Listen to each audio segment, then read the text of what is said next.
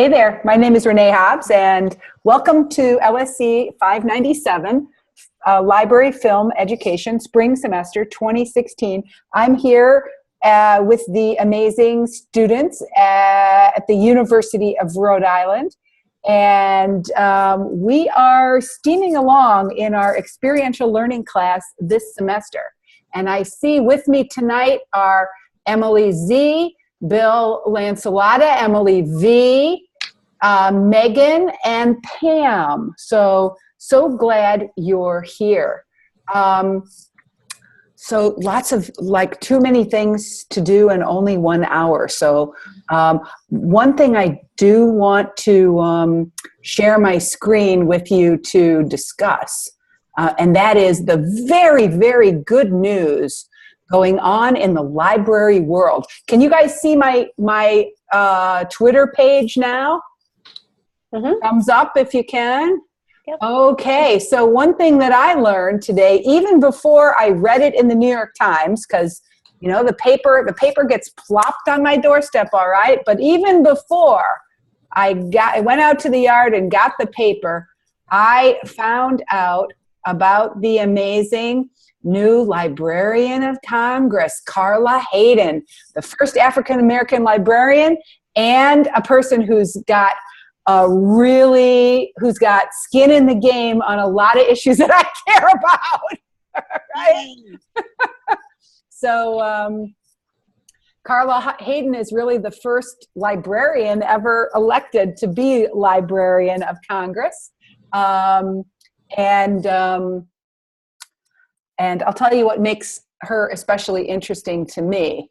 Do you know her, Renee, or do you only know about her? I know about her. I've never met her, but of course I've been to the Chicago Public Library a gazillion times because of their amazing U-Media initiative, which is a really important part of the digital media and learning community.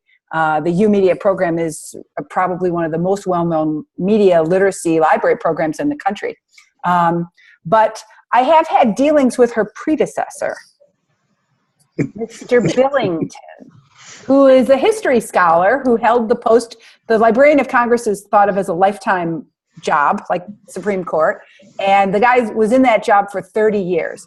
And I was positively driven to distraction by the Library of Congress because, as some of you may know, I'm pretty involved in the whole issue of copyright and fair use around using digital media for learning.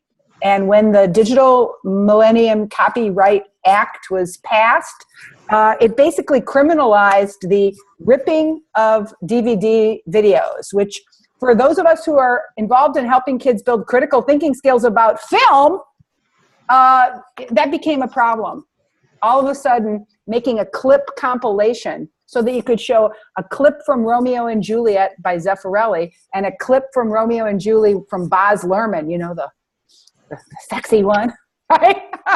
All of a sudden, clipping two scenes, the balcony scenes, to do a comparison contrast activity became a criminal act, right? And it was like, wait a minute, this is not fair, right? This is not fair because the doctrine of fair use should enable educators to use excerpts of any form of copyrighted material for fair use purposes.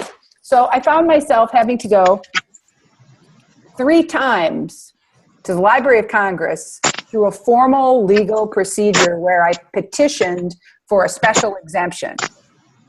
And let's just put it this way. It wasn't a friendly room, right?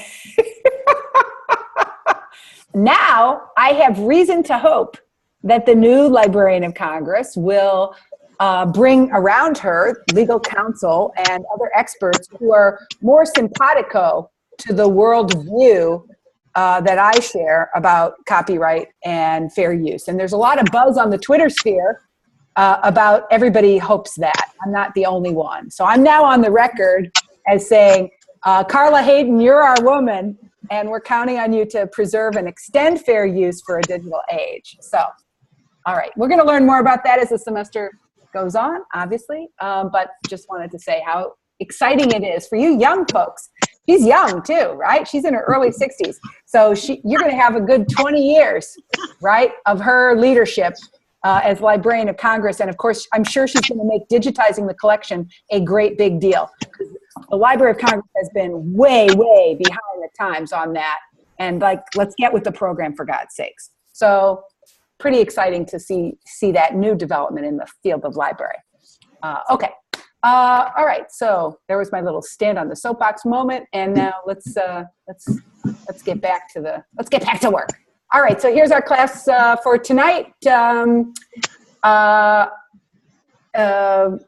I am working my way through your reflective writing, and I hope to have the feedback in the form of an email by late tomorrow in the day. I was saying to Bill and Megan that it was tax prep a week for me this week, which meant I'm the tax.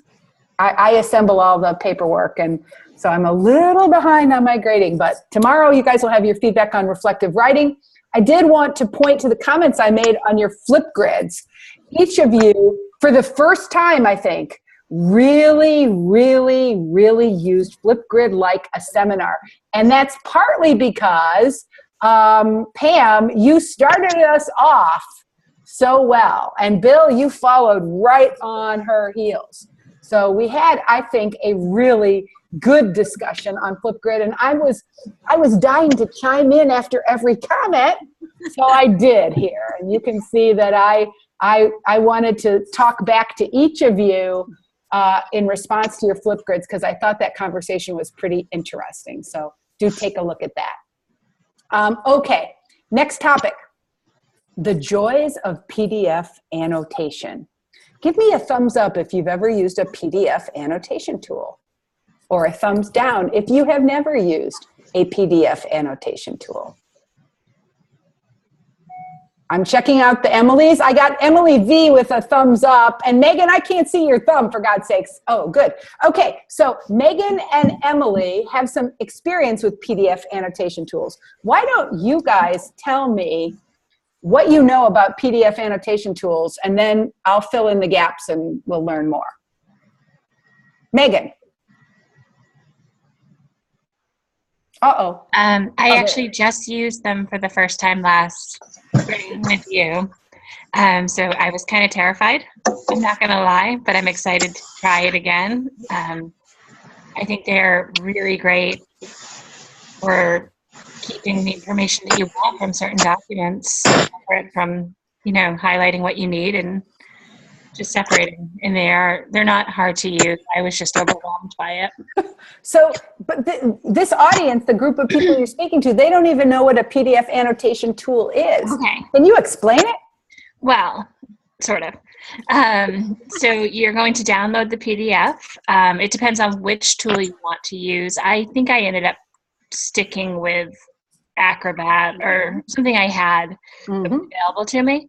And I was able to highlight certain segments of the PDF that meant something to me or were relevant to what I was working on. And then you can just, that's it. That's pretty good. That's my best explanation. That's a pretty I have used it before. Oh, you have used it before. Yes, I just didn't know. Okay, Yeah. So Emily and Bill, can you fill in a little bit about what your experience has been using a PDF annotation tool?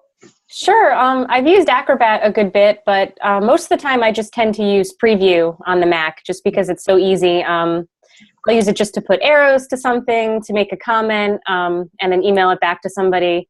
It's really helpful. It's really easy, so don't be intimidated by it at all if anybody hasn't done it before. Yeah, it's great for collaboration. Aha! Bill, what's been your experience with PDF annotation tool? I pretty much used it mostly just for highlighting when I, in my readings and stuff, something that I know I want to go back to, I'll highlight it, and, so I can find it easily enough. So what I do with an actual highlighter and a printed page, I'll do that in PDF. Exactly. So I'm going to give you an assignment this week where I want you to read an article and annotate it. And one of the reasons why we're doing that is because I'm giving you a lot of choice, right? We're going to read one article all together in common, where all 6 or 8 of us are going to read the article together and talk about it. But then I'm going to give you some choice of a bunch of readings, and we're going to try to use PDF annotation tool as a way to kind of help each other, right? So that instead of having to read all 6 articles, you actually will be able to kind of skim an article, see how the reader has highlighted, asked questions, commented, and that's going to give you at least an understanding of what that article is about without actually having to read it all, by yourself. So PDF annotation can be a really great tool for collaboration, because now that we're kind of bombarded with so many documents, we can actually use PDF annotation as a tool to kind of crowdsource right? Crowdsource a little bit of the reading experience. Okay, so I'm going to share with you, there's lots of different tools you might use. One of my very favorite is a tool called Mendeley, right? And right now I'm going to see if I can share with you, I'm going to see if I can share with you my Mendeley. So Mendeley, thumbs up if you're familiar with Mendeley. Thumbs up. Yeah, Mendeley is a really cool tool. It's thought of as a knowledge management system, but it's really also very useful for PDF annotation, right? So basically, what I like about Mendeley, why I use it as a scholar, right? I'm publishing 3 or 4 or 5 times a year. What I like is I like being able to keep all my articles in one place. Right, so here's an article I've been reading recently. Let's see here. It looks like it's always about digital media and learning, young people, ethics, and the new digital media. And the annotation tool here lets me highlight, like I'm highlighting right now. You can see the yellow highlighting showing up. Oh, it says your high CPU usage is affecting the quality. I'm kind of using a lot of bandwidth right now. I can make notes in the text, right? By adding a note here, right? And I can share this document with other people in my work group, right? And one of the things I really like best about Mendeley, is how easy it is for me to get a citation, right? So if I pull up an article like this, in one click, right, there's the digital future of authorship, rethinking originality, right? If I pull up an article like this, I can actually, with pretty much one click, get a citation for that article as well, right? So that's always a plus, right? To have a perfectly formatted citation just right there, marvelous. Another tool that I am going to point you to is a tool called Cami. Cami is really cool. It's available as a extension for your Chrome browser. If you're using a Chrome browser, you can access Cami, and Cami is so beautiful. So when you have Cami on your Chrome browser, there's just one little I don't know if you can see it right here. See where I'm kind of moving my mouse here. See this little starburst thing? I can highlight, I can annotate, I can add text. There's my yellow highlighter where I can put the yellow highlighter. I can add text right here, and it adds there it is. It adds a little bar there. Do you see where it says Renee wants to make a comment right here? It's a really easy to use annotation. And when I save this, it saves it with the highlighting and the annotations visible so that I can share it with you, and you can see the article, and then you can see my response to the article at the same time. So annotation tools are really powerful. If you can use any one you want. Adobe has one, kind of clunky, but it's still fine. Cami and Mendeley. One that's really popular at URI is called Evernote. Evernote is another example of a knowledge management tool that has digital annotation purposes. Okay, so I'm kind of standing on my little soapbox about digital annotation tools, PDF annotation tools, because you guys are about to do some big time collaborating, right? That's what you're about to do. You're about to do some big time collaborating, and all the tools of collaboration that information professionals use in the real world are the tools that you're going to be using for the next 8 weeks, right? Okay, so let's see what's the best way to move forward. I think what I'd like to do is introduce to you Leap 3 and Leap 4 to give you a big picture overview of what the next 8 weeks is like. Because beginning this week, we are in the, who's making all those noises with their paperwork? Turn off your microphone.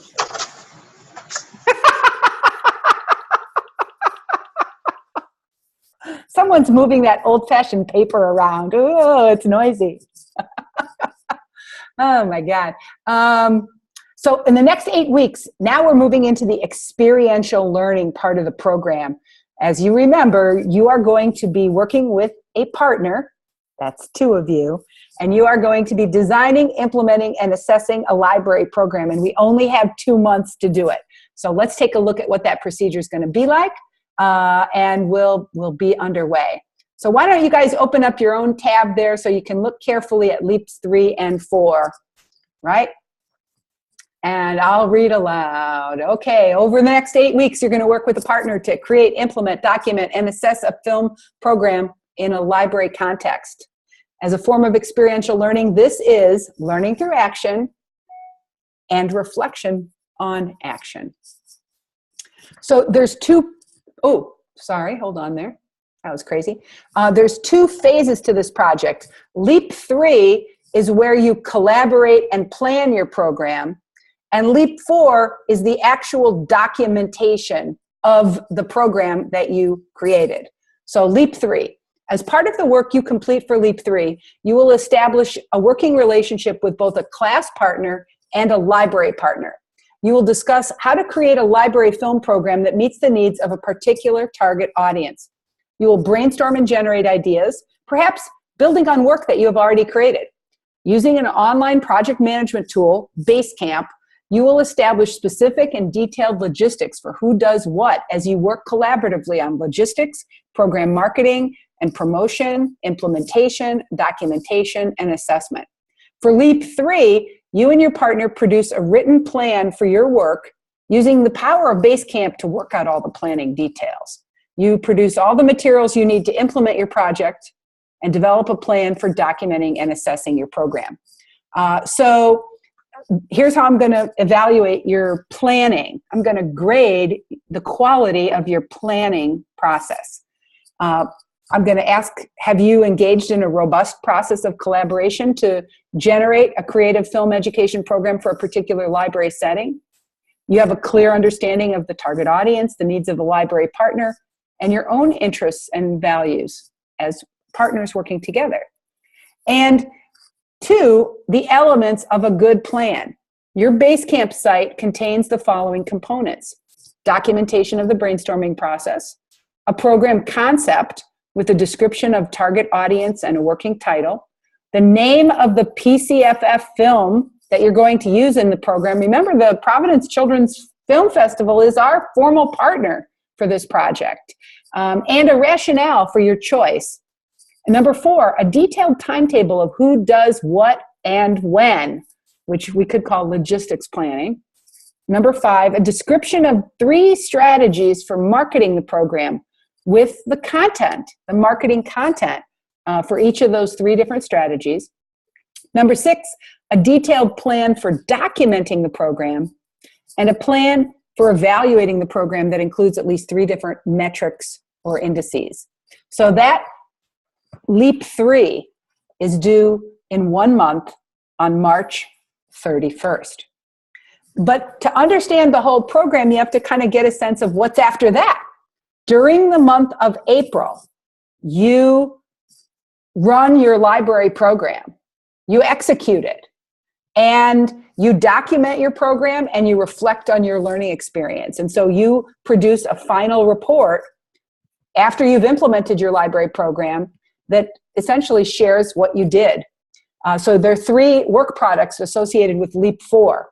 A final report suitable for publication, a video Ignite screencast documenting your work, and a blog post reflecting personally on your learning experience. Okay, well, that's a good big picture overview. What questions do you have about LEAPS 3 and LEAP 4? Will you choose our partners, or are we going to choose our own? You choose your partners. How That's a many, good question. how many in-person meetings are you expecting, or are we doing all of this via the base camp? Aha! How you choose to work, that's a good question, Pam. How you choose to work with your partner, your partner is up to you, but you have to use Basecamp to document your planning process. You can choose to have a face-to-face meeting over coffee and brainstorm in person, but you'll still need to document somehow the results of that face-to-face meeting. Or you may choose to do the entire collaborative project using the tools of digital media, right? And not have a face-to-face learning experience at all. So last semester, we successfully did a project in a library in Connecticut, right? And until the partners showed up that night of the day of the program, they had never physically met, right? They did all their collaboration digitally, right? But how you choose to collaborate with your partner is up to you, but you will be using the Basecamp to document your process, so essentially for accountability purposes. Good question. What other questions do you have?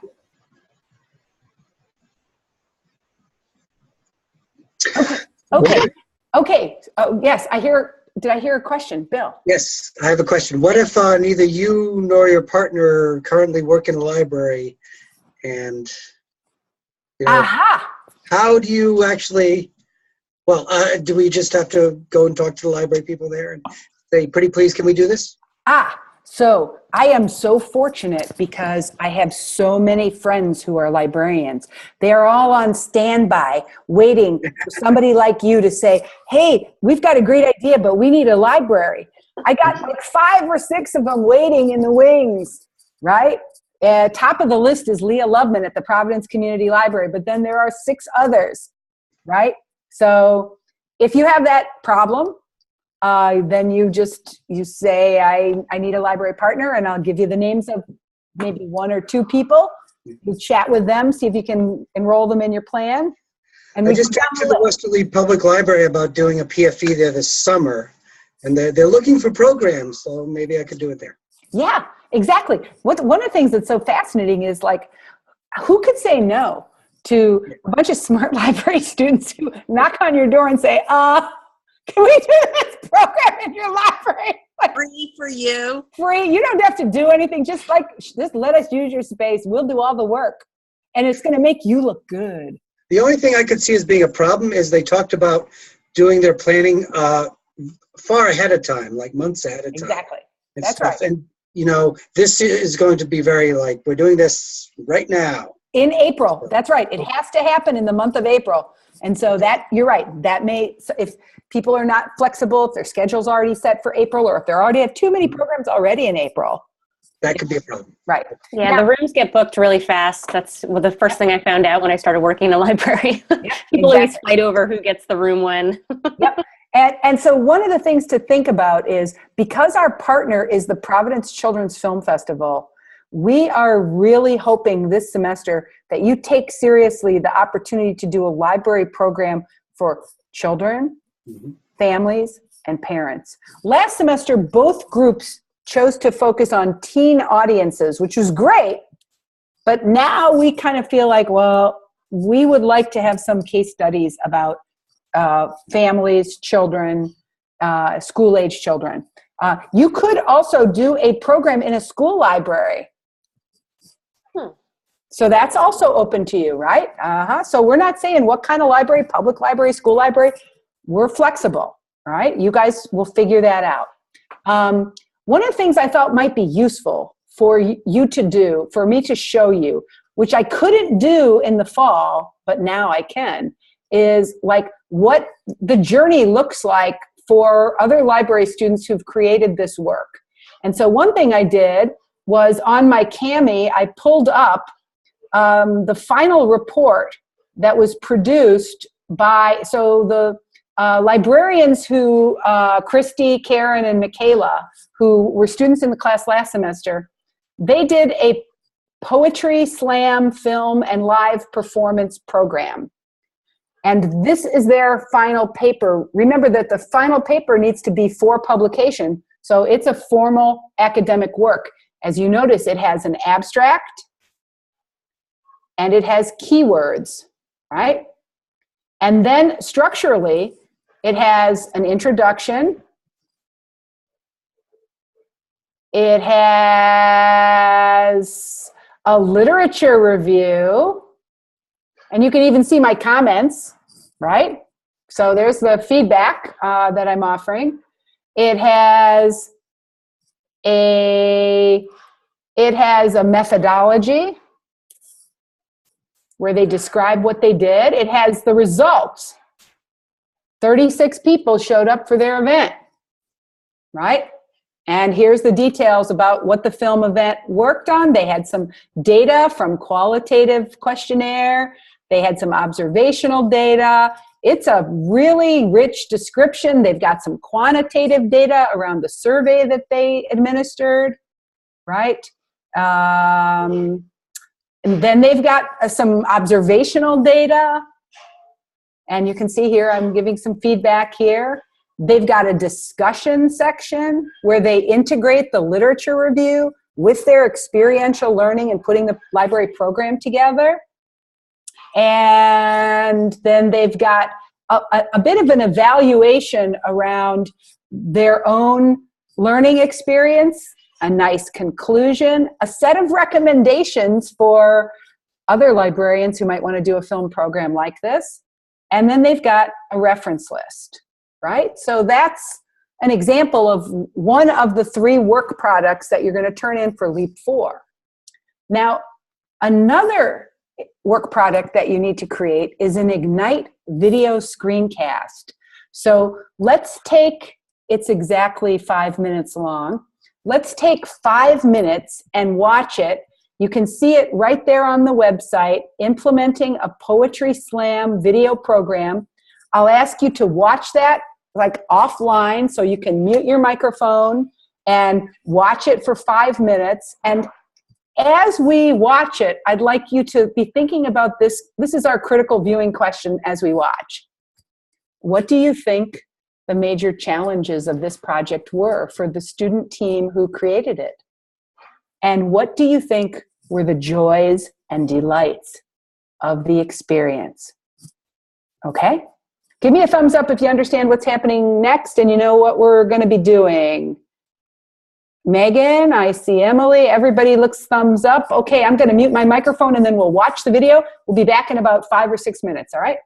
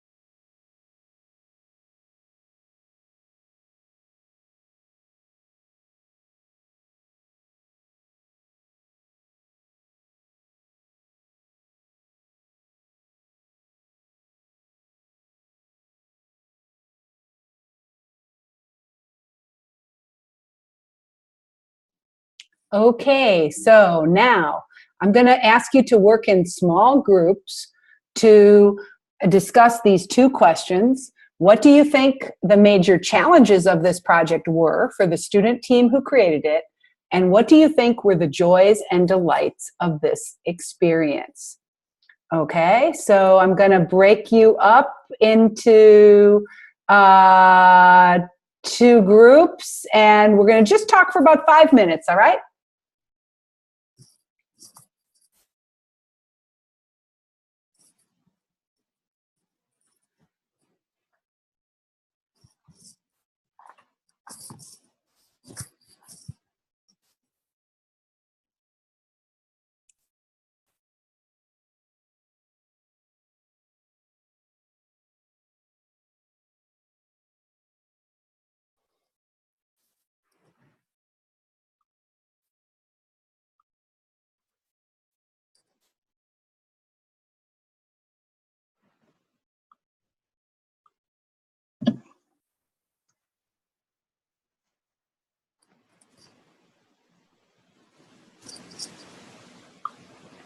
Okay, it looks like we are back, but our other team is up. There they come. So you're back, right? Yep. Okay, got it. So now, after we've had that conversation, I wonder if you have questions about leaps 3 or 4 before I take you to the base camp and show you the collaboration tool that we're going to be using. Before I take you to the collaboration tool and show you what we're going to be using, do you guys have any questions? Well, I was kind of surprised at the innovation and bravery of that project. So, is this like wide open? Do we have, parameters? Like, are we allowed to do anything? Yeah. Do you know if, thinking about the Providence Children's Film Festival partnership, are the films from this year's festival going to be available? Yes, and not only the films from this year's festival, but from the last 5 festivals. Yeah. And so we're going to take you to, you should be able to explore the film hub to see Rhode Island libraries have many of these films. They're owned by libraries. So Anissa is going to bend over backwards to get you the films you want to use, and that's part of her commitment to this project. Now, will she always be able to? We don't know, because as you know, the issue of the rights and access are complicated, and each filmmaker makes determinations that way. But many of the films that have been shown for the last 6 years are available already in Rhode Island libraries. And right now there's like literally a one-click stop where when you go to the film hub, go check out the film hub, you can see which libraries carry which films. And so that might be a good place to start browsing around. But yes, Pam, the world is your oyster. Go wild, go crazy. Because really, this community, the group of 8 of us, we will be able to put on 4 library programs. Right? So let them all be different and cool and awesome so we can show the world, really. We can show the library community nationally what innovative library programming might look like. Right?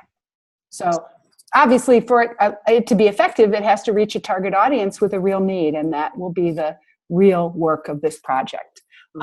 Okay, so I'm going to share my screen again and talk to you a little bit about the collaborative tool that I'd like you to use for this project. That's called Basecamp. Give me a thumbs up if you've had the opportunity to log into the Basecamp and see how it works. Yes, good to hear. And give me the thumbs up if you've used a project management tool like Basecamp before. If you've used a project management tool, give me a thumbs up or a thumbs down if no, you haven't used one yet. Okay, cool. So project management tools were probably developed in the early 1990s as a way for collaborative teams to develop tools to help complicated projects, mostly in the business community. Over the last 20 years, they've migrated to the nonprofit community. And Basecamp is one of the older tools. I learned it from Pat Ofterheide at American University in the early 2000s when I was collaborating with her on a project. We did all our collaboration on Basecamp. So I kind of like it a lot. And you can see that I have a bunch of collaborative projects that I maintain on the project. Here's ours, Library Film Ed Spring 2016. I'm going to give you just a tiny little bit of tour. Let's take a look at the folks who are on the project, right?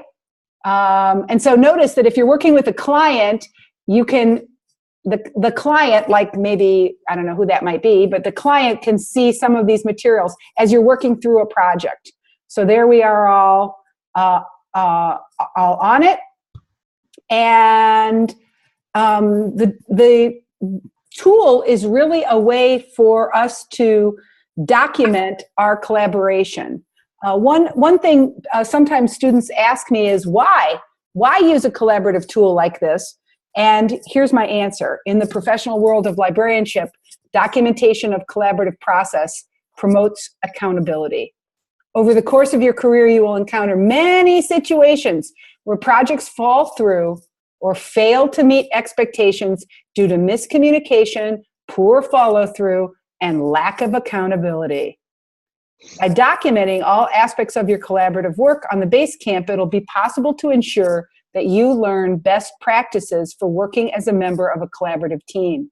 As a library and information professional, experience with the use of project management software will be an asset to your career success because, for example, teams that work in the national level of librarianship, like YALSA, the Young Adult Library Services Association, routinely use project management software to manage their national level business, like hosting a conference or a panel discussion or writing a grant proposal. So project management software is really good for promoting accountability because it doesn't, you can't say you lost it on your email or you forgot to overlook it. And a dog ate it. So the first part of the thing that I'm showing you are this thing that's called text documents. Anybody can create a text document just by typing like this, right? And it shows up as like a little yellow, like a worksheet, right? For the initial creative brainstorming, which we're calling our digital coffee house. This is when you guys are just trying to figure out what are your common interests, what topics are you interested in, what films in the film hub look interesting, who do you want to reach, what librarians or libraries do you have access to. We're just going to use this Google Doc because, as they say, chance favors the connected mind. So we're going to use this space over the next 15 days to explore, incubate, and discover ideas that we might want to bring into the design. Oh, and I think it's actually 4 film library programs. So feel free to use this collaborative conversation space to propose ideas, brainstorm, and explore. So you just start typing, right? And it probably might be good to name yourself so that we can kind of figure out, as we start talking about possibilities, some ideas are going to emerge. So rather than force you guys to find a team before you even start to brainstorm, let's do some brainstorming. And then what will happen is the teams will naturally come together, right? As you discover your shared interest, right? So that's a beautiful thing about such work. So, and we're calling that the incubation phase, right? That early brainstorming that happens as we try to figure out what do we want to do.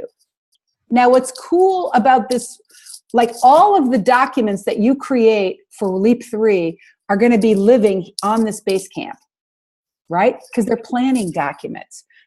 So one of the things I probably could show you is your workspace is blank. But why don't I show you what the last semester's group looked like to give you a sense of what happens over time. So it looks like this team had a total of 33 discussions. If I start at the beginning, here's the first discussion, which is Karen saying, okay, we're going to be called Team Foster, right? Team Foster, right? And then we have a name, and then who's our team members and who's doing what, right? And so over the course of the 6 or 8 weeks, the community starts asking, right? And talking and sharing and planning and planning and planning until it's done, right? At the same time, they also start posting files, right? Well, if we start with the oldest, we see the first thing they started sharing logos and documents. And then they made some posters and they started planning their marketing materials. And then they started creating film guides, and it just goes on and on and on. So they're sharing all the documents for their project here, right? And that allows us to give feedback to each other, right? As all of the documents are there. Now they also created a to-do list. You can see, thank God, all the to-do lists are completed. But as they moved forward, they had to figure out what they had to do. What were the steps in the process? And so you can see there's the list of to-dos that they identified for their teams. And each team had its own to-do lists, right? And then finally, I don't know if they used the calendar. I don't think that they used the calendar. But so I've shown you the discussions, I've shown you the completed to-dos and the 56 files. Now let me take you back to yours to kind of get you thinking about deadlines. I've kind of given you a little bit of sense of how to know you're going to be on track with this project. So today's date is the 25th. By next Thursday, your brainstorming on the Google Doc should be to the place where you know who you're going to be working with. And then by the next week, the week of the 10th, you should have a pretty good concept, target audience, and working title. And then by the next week, you should have the marketing materials. Remember, you have to have 3 different kinds of marketing materials and a logistic plan, who does what, complete. And then by the next week, you should have your program documentation and evaluation plan done so that Leap 3 will have all the elements prepared, right? So it's a fast 4 weeks, right, to get that stuff in the proper form, okay? So I think that gives you a good overview of how to use Basecamp. What questions do you have at this point?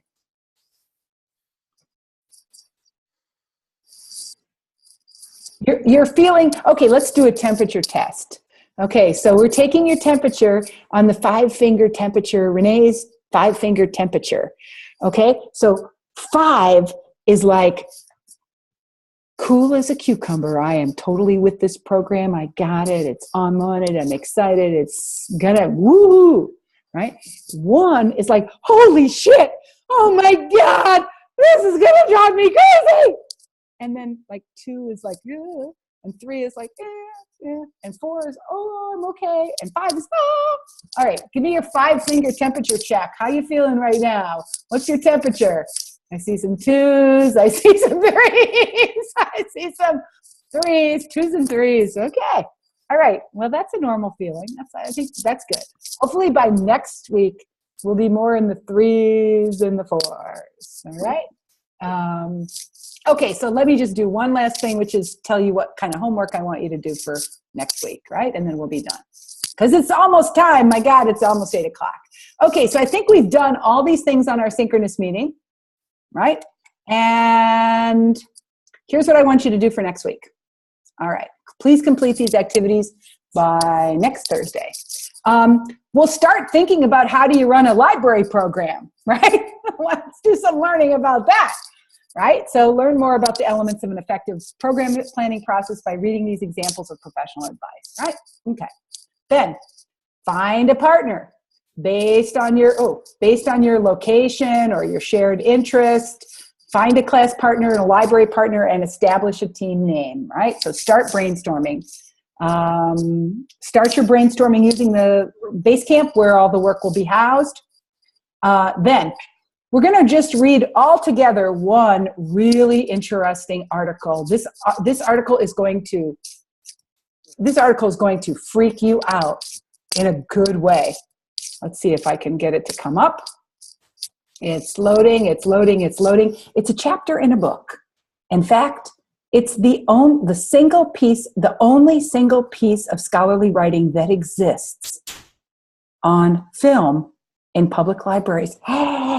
You're going to be startled about that. How could it be, with an explosion of scholarship, that there's only one book chapter about film and library programs? Well, for whatever reason, librarians have neglected an important part of their own history.